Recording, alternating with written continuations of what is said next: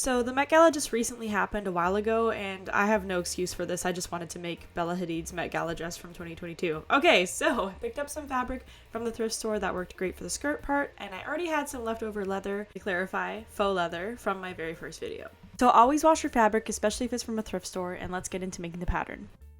So the bust is comprised of two pieces, and the top piece has the straps attached as well, and then it seems like the middle part of the bodice is just all one flat piece. Then we also have to add the little side pieces that end up getting laced up. And the bottom, I have no idea what's going on here, so I put that as a mystery and I just decide as I go. So to create the bust shape, I'm using a bronze and painter's tape and laying it all out, and here's the shape we're going for. So I'm going to draw that on, and then I'm going to pull this off, cut it out. Boom, now we have our shape. Then I cut both our pieces out from the green tape, and then I started laying fabric to each piece and then added some seam allowance, and that way we'll be able to attach those two pieces together to have a three-dimensional piece of fabric instead of just like a flat laying piece of fabric. So that's what we end up with here. I also measured my body, then drew out the body.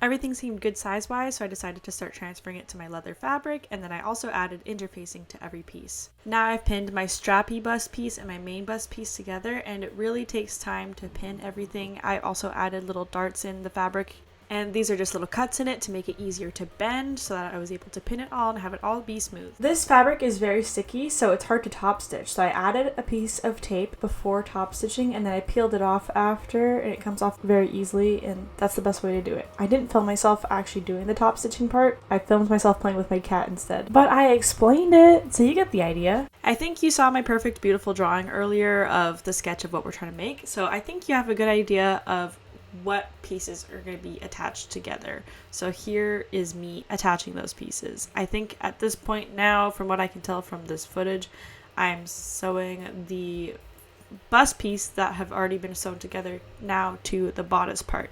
And I have to make sure that they line up correctly in the center. So that's what's going on here. Oh my gosh, guys, while I'm editing this video, I seriously can't get out of my head Colleen Ballinger's apology. Toxic gossip train. I'm still on the toxic gossip train, and I can't get off because it's in my head. And then at this point, my machine decided that it was going to handle the top stitching on this fabric, so I don't know, man. Just keep trying different things. This was easier because then I didn't have to peel all the little tape bits off of these parts as well, because the peeling the tape part was way harder than I had originally thought it was going to be. So yeah, try to do it without tape. Then I got to thinking, damn, I really need a lining for this. But I have this Burberry looking lining, and I was like, oh my god, what are the odds that this dress is made by Burberry? And then I googled it, and it was, and I was like, okay, you know what? Happy coincidence. So we're going with the Burberry lining. So I'm using those same pattern pieces that I used to make the shell lining and cutting those all out with my Burberry fabric now and sewing them all together the same way that we did with the shell fabric, except you don't have to do any top stitching. And don't forget to trim the excess fabric, or also do a zigzag stitch or serge this so that it doesn't fray. After attaching all the lining pieces, it was a bit flimsy, so I decided to sew in an underbust bust wire. And now I have the lining with the bust cups sewn in, and I also have my front leather piece. This is the inside of it, with all the interfacing. So I've completely interfaced the bust cups, as well as there's black interfacing on this piece. Can't really totally see it. It's black, and it's kind of patched together because I didn't have a huge piece of it, but I'd rather just use scraps of it and patch it up, and you can't even tell from the right side. So that's going to give it some good structure, some thickness, and hopefully just make it that little bit stronger. And then, anyway, I have these pinned together because now is the time to sew the lining to the nice fabric. And then that's gonna make all these edges look really pretty. Once I sew these together, I'm gonna top stitch down on the leather to have it stay down so you don't see the lining when you're wearing it, and also it'll just be a nice little detail. That's what we gotta do right now. Here's the part where I do the thing where I said I was going to do the thing of attaching the lining to the nice fabric.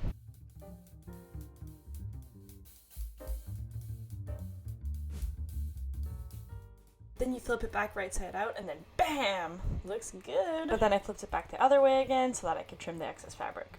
And then I have to keep it flipped out the wrong way because I have to attach the sides now. Then after sewing down the sides, we can turn it back right side out and start adding the side panels. So for the side panels, I'm just using some bias tape that I had left over, but ironing it out so that it's wider. Now I'm kind of going back and forth and all over the place, but that's just the way it goes usually when I'm sewing. So now I'm top stitching down the leather so that the lining won't poke through. Just like sandwiching it down and then top stitching. And then that'll make it so that it doesn't flip around, get all flimsy, get all weird. After doing that to the straps, I'm doing the exact same thing to the top of the bust, making sure that the lining won't show through by top stitching it down. Then, as you can see in this clip, I pinned down those pieces that I ironed out, and then I'm going to be sewing it down. I wanted these side panels to be really strong, so to enforce it, I went over a couple times. So I sewed down this direction, but then I also flipped it around and top stitched down a few times just to make it really sturdy. To lace up this corset top, here are the little pieces I got to sew onto the dress, and unfortunately they do not fit together, so I'm gonna have to think of a different way to do this.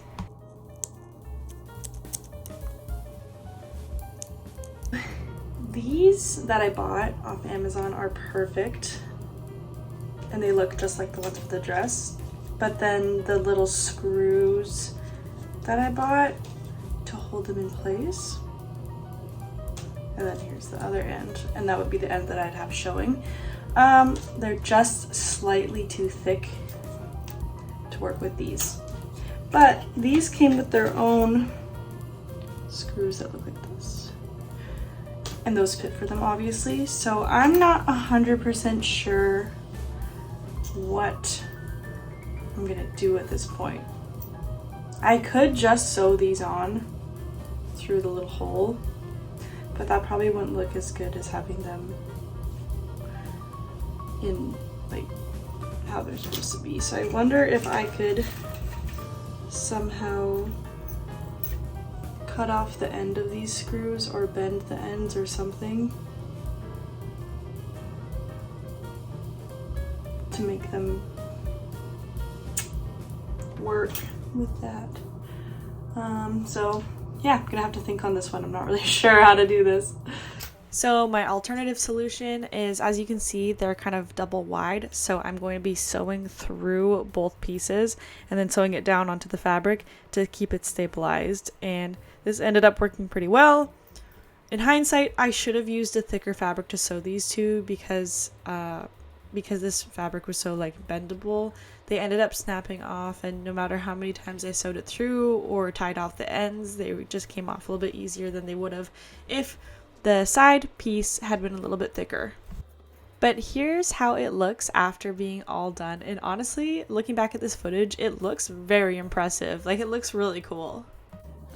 This took so long. It felt like making chainmail, and it's not even that hard. So finally it's done. We're gonna lace it up, and then I still have to attach the straps to the back.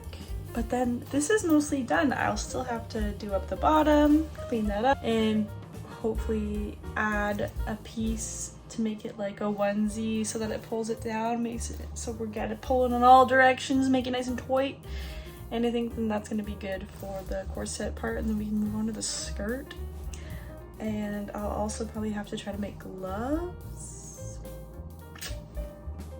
So yeah, that's where we're at. I didn't end up adding that bottom piece just because I wanted to put it on from top to bottom, and then I tried it on and it was looking really good, but I just had to make a couple adjustments to make it fit a little bit better. For the skirt, I really just tried on the fabric, put it around me, it was fitting, and so I just cut it that way, and that's all I did for the skirt. And then I added some safety pins to hold it together. So here's me trying it on, figuring out where I'd want the pins, and then I just pinned them together.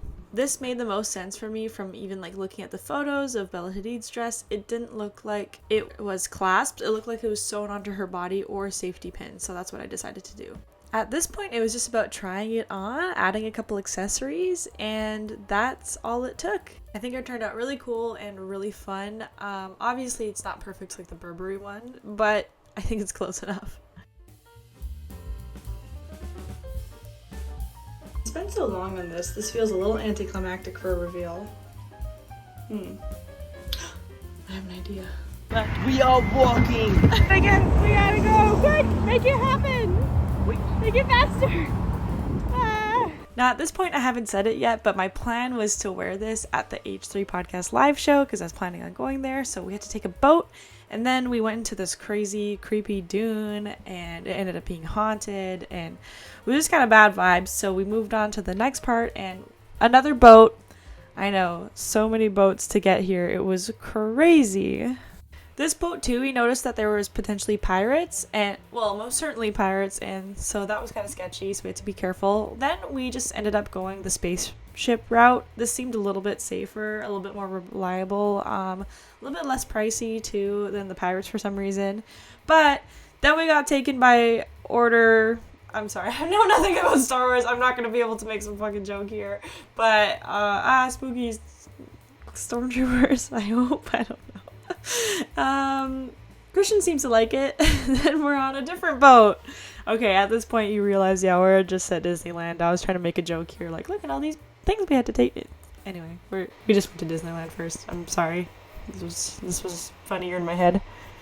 I'm just chilling in Cedar Rapids. We made it, bro. We made it. Then we made it to the hotel, so I did my makeup in the hotel room, and it's never as fun as doing it at home. Then I had to do my hair, which was also very difficult in a hotel room, and we finally got the outfit together. From our previous journeys, I got pretty sunburnt. I tried to cover it with makeup, but you could still totally see it in these videos. But it's okay, we're having fun, right? You'll see the obvious answer is to wear Teddy Fresh, but the less obvious answer is to wear a Met Gala outfit.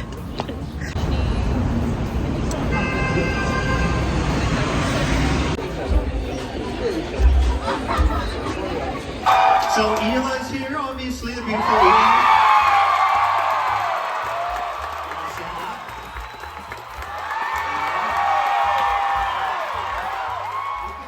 And we made it to the show. It was such a blast. There was a lot of inside jokes that Christian wasn't necessarily privy to, but he was able to kind of come along and enjoy the ride. But for me, however, I very much enjoyed this whole experience. So thank you guys for watching, and I hope you had fun, and I hope you enjoyed this little vlog part at the end. So yeah, let me know what you think. Love you guys. See you guys next time.